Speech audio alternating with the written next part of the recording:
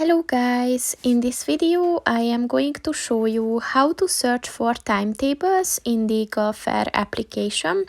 But first I just want to mention, don't forget to subscribe to my channel, because at 10,000 subscribers I am going to show you my whole YouTube revenue statistics and growth strategy, as well as how to make money online.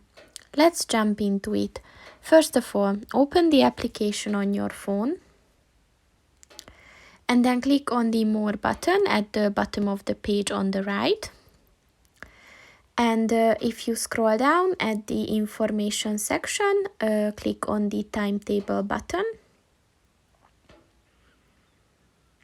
Here you have to set the origin country first. And then you have to set the destination as well. And then you have to set the date that you want to search for. And as you can see, here are the available timetables.